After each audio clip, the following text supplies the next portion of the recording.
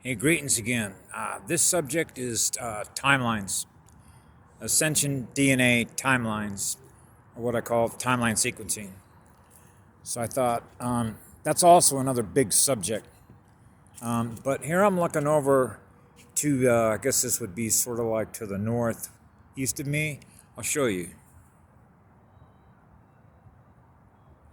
Those people that you see over there, I just noticed a few minutes ago, were playing the Star Spangled Banner. Okay?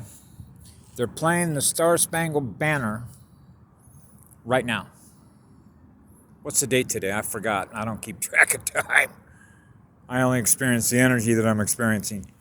Why is that important? Because actually it does tie into timeline. Okay, they're playing the Star Spangled Banner as a manner of reinforcing what they hold in memory. They want to remember the America that they believe that they were born into, in which they were informed that America was a free country, but everybody knows it wasn't free at all. That's an illusion. Okay? And I can certainly explain it in physics and explain it in the way that energy works, and most of the videos that I've done tries to do that.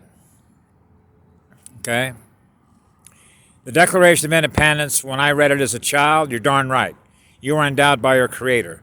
Well, the way in which that word, endowed by your Creator, okay, that is sort of an implied notion that creation or a creator is something separate from me, like a third person or a second person. Now, I know, for example, the communication platform that I'm using, that I'm speaking to you with, this unit, this holographic projection that represents the DNA, is a biodegradable unit. It's a temporal unit, which means that it's only going to last for X amount of time. I could go jump off a cliff and put it out of business right now, and I would go on in spirit. It is the spirit, the vital pulse, okay, of the spirit that is in this body that is communicating to you. Okay, so it is the energy that my spirit represents, which is what love is in living spirit, that we use as the energy to celebrate life with, because we hold all life sacred in our heart, because that's where the whole cosmos is, that is out there living and experiencing who they all are in the light in which it's all being held, which is their state of consciousness. So everything that we experience, whether you want to call it information or energy or data, is experienced in all that light. So if you're using memory, then you're not in a timeless state. If I'm thinking about something that happened yesterday, then I'm not experiencing something that I'm creating right now. I'm simply repeating data that's being stored in a memory module of something that already happened. Now, I can't change that unless I can go back in time and change the way in which I experienced what was on the event horizon then in a time clock, date stamped. Okay? That's how it goes into the record. And then change that. But that's going to change as the energy's moving forward in wave speed communication, how that event that I experienced is linked to the next one, which means the link, the sequence of the events has been changed. Okay? So that's one of the reasons why I've sort of always said this. I implicitly trust the goddess that is within me and the goddess that is in this planet, which is living spirit. I implicitly trust her. And that's because I don't live in any fear. I know why I'm here. I know how light works.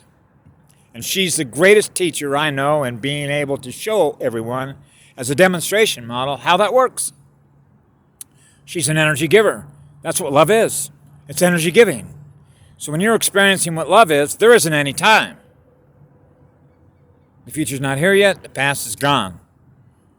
Because everything that you're experiencing, like when you want to hold on to a cherished moment that you experienced yesterday and when you were making love to your partner and how beautiful it was to experience being with that spirit, okay? Well, imagine the same love that you were experiencing then is the same thing you're experiencing now.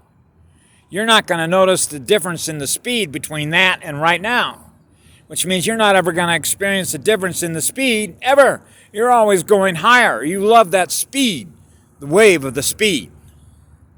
Wow, I'm in a timeless state. That's right. That's no entropy. You're not losing any energy because you're the energy that's giving yourself the energy because you're automatically attracting it. The universe is giving you back more of what you already are. That allows you to be in a timeless state. But since we're here in a time clock as a result of being in here, which is a classroom, and I think about all the events that are sequenced on my timeline, when you're running timeline 0, which means you're running in an eternal state because you are what love is in living spirit, you're not worried about anything. It's like being Superman. Right? Okay? But there are rules on how that works, obviously. The way that the energy works means that the rules are built into the energy. Because the energy is what you're experiencing. Because that's what you're aware of. So you're aware of the rule. So what we do is we describe it in a language form in which others will understand it, because on this planet they use English as the most common knowledge in which information or data or energy is described and communicated to everybody else. Right? So then we experience the communication. So I thought I'd use a few examples of how simple that this is. So for example, the data that I'm aware of right now that I'm using in a memory module, a lot of that I collected and I got from different beings that I was meant to meet at a very specific calibrated time on an event horizon. Like for example, Patty Broussard built the computer lab at KSC. Okay? Now I don't have in my memory events of remembering her in the past per se. Okay? Even though I have, and the obvious way that that is because when I was flipping around different YouTube channels, simply collecting data, collecting information to see what others are experiencing, and then sharing what they're experiencing with others, I have a filter.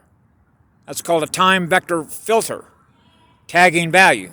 Tagging the information, tagging the data, which means I'm tagging the information that's being represented and described by the describer, the presenter of the information, which is the presenter of the data.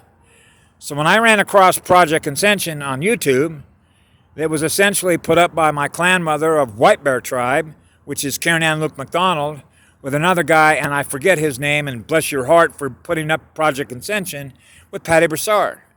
I never met Patty Broussard in person, and I didn't even know her name at the time that I heard her voice. But that voice print, was in my database. Okay? Bang. There was an immediate bang. Okay? Which informs me like information that unfolds or unpacks, which means the information that I'm experiencing, the frequency that I'm experiencing, which is her core identity frequency. Latch onto that. Anchor to that. That informs me that she has data that I'm supposed to experience and I'm supposed to know on my timeline. Now, here's the beauty in all that. That means it was already codified on my timeline. That means that I already knew who it was I was supposed to get that information from. Otherwise, I wouldn't have known her frequency in which to get that data. Now you're beginning to see how that works. Okay, and why is that? Because all the data that she was sharing at the moment in which she was sharing it with me now allows me to use that data, okay, as sort of adding to a teacher's portfolio, the composite of all the information of the data that I'm aware of, that I incorporate from her library as a means to help navigate Star Trek information I'm now aware of that I'm using in active memory. So that means that the data that she has, I need to use at the very specific time on the timeline in which I'm using it. Because the way in which my data works and the way in which my memory and no memory work are geared for specific sequences of experiences that are on a timeline, based on timeline 0. So that means I need that information so that others can be aware of that information, because it was obvious to me that they don't want everybody to know this information, because she's the commander of the Earth Defense Forces. So Patty's going to tell you the truth, straight up. Okay? So if you want to get the straight scoop, you want to get it from the girl who's the commander of the Earth Defense Forces. She's tribe, just like we're tribe. Although clan, White Bear Clan. That's my bloodline. Okay? So I was supposed to meet Patty at exactly the moment. Not a moment later, not a moment sooner.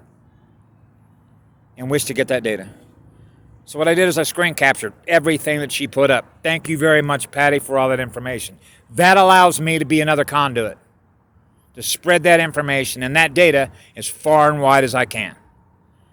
That will help others begin to realize the underlying causality of what happened here, why it happened here the way that it did, and why we experience what we're experiencing, and why and where we're going. Which means there's a lot of light in here. A lot of stuff got fixed. And she explains in all those videos on Project Ascension all the work that she did and all the work that's being done to liberate humanity, which is to liberate your consciousness to a higher speed. That's why we're here. Okay? Is to help navigate. Is to help others realize that the real universe that is out there to experience is what love is. We all know how powerful that energy is, because when you're feeling that energy in you, then you're experiencing a timeless state. And when you are experiencing a timeless state, you are no longer living in a prison in which your mind is captured because they want to harvest your electrons. Okay? Which causes oxidative stress. And that causes, in your state of awareness, I'm losing energy. I'm losing what I'm aware of, which is yourself. Because there's a difference between what you're aware of and what the physical body is. Because I am what spirit is. The spirit is in this body. So I know my spirit goes on. Okay? Because these are not the only experiences that there are to experience in the cosmos, because they're actually infinite.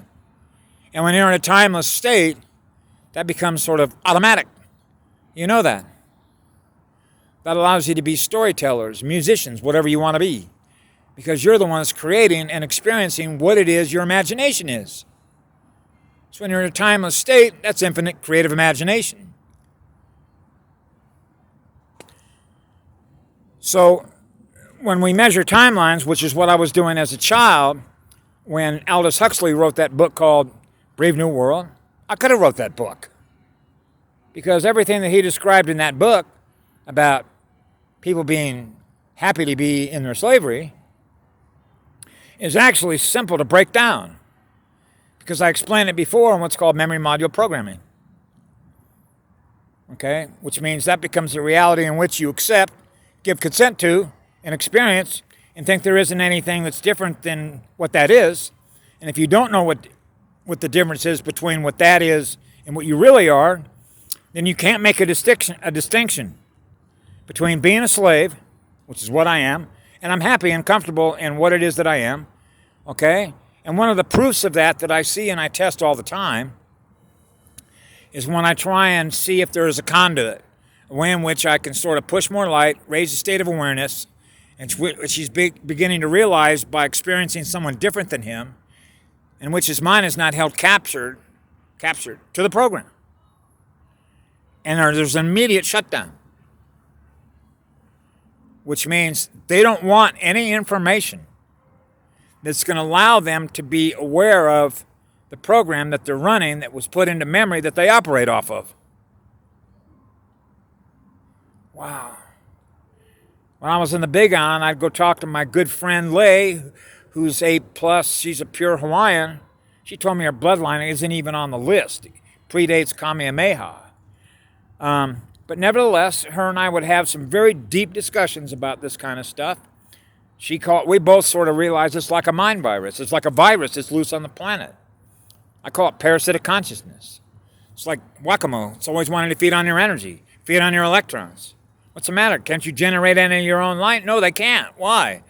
Because they're running an entropic program. And they aren't even aware of the program that they're running, and they don't want to escape from that. Which means they want to stay in that program. Wow, that's how deep it went. That's how deep it went. They know how to program humans. It's actually quite easy. Okay, so you can do it in simple ways, and there are also high-tech ways to do it. So I knew when I was a child looking through my dad's engineering manuals and seeing forward in time how it is when you're already running sort of such a high rate of speed, I call it a built-in looking glass, and you're measuring, if you will, how much psychic energy that represents the program, then it's pretty easy to know the future. Because one of the things that's easy to do, to measure, when I came in 1951, I know what it's like to live in America in 1955. 1955 was a very specific window frame of time. So in 1955, you, for example, could be driving an automobile most anywhere in America, pull up to a Quick Mart store or any big box store, leave the keys in the ignition, and come back out, and that car would still be running just exactly the way you left it. You know why that is? Because nobody has any reason to take your car that represents energy. Nobody wants to drain your energy. They were raised on a principle that what's yours is yours, what's mine is mine, even though with me, I don't hold any attachments. Okay? In other words, if I lose something, I lose it. Okay, I'll lose it. If you need it more than I do, I guess you need it more than I do because you weren't able to get it yourself, using your energy in which to acquire it. So that's the difference between energy consumers and energy producers. So that becomes a measurement on the planet of how many consumers and how many producers we have. So it was easy for me in forward time to be able to look at the past on my timeline, say go back to 1955. They were breeding reproductively in America more parasites. Because now I experience a lot more parasites than I did in 1955. Why is that? Because it affects the timeline. It affects the timeline of humanity. Because if you have more parasites in America feeding on all your energy, then that means that they're not on timeline 0. Instead of attracting more light and going faster, which is how you graduate out of here, you're losing light, which means you're going the other way. Instead of giving away energy and getting more energy to go faster, okay, you're taking energy and going slower in the other direction. And that's how they program people to do that, so that you never ascend out of that lower density consciousness, which means you always have a relationship with predatory consciousness. So you become predatory consciousness. You're mimicking their behavior because they programmed it. Because the consciousness that was being used, in which that that data was put into that memory, was data represented by the consciousness of a predator or a vampire, a parasite. So that's how a parasite reproduces itself. It's through its programming. Okay? So that's easy to quantify on a timeline. So it's like, my God, how many are we going to lose here? How many students are going to graduate out of this classroom? That's deeply painful because the tribes and the clans are the teachers here. Why do you think they killed off so many of us? So fortunately, it's like, hey, we got reinforcements coming in. Hey, here comes Battlestar Athena. Yeah. And then I saw the work that Patty did. Thank you very much, girl. So I thank every day this sun, the new female Merkaba we got, 6 stargates. Patty showed us that. That means the frequencies are going to go up. Everything's going up. We're rising. Okay? We're dissolving the lower stuff, getting rid of all the programming, all the paradigms, everything that we're holding on to. You got to let it go. Okay? So that's what we do, is try and help raise the state of awareness so that people can understand why these changes are accelerating at the speed at which they are. And that's because the energy's speeding up, because there's a mountain of light in here. And that's what you want. Because now you're escaping your captors. Because the energy that is capturing us is lower density.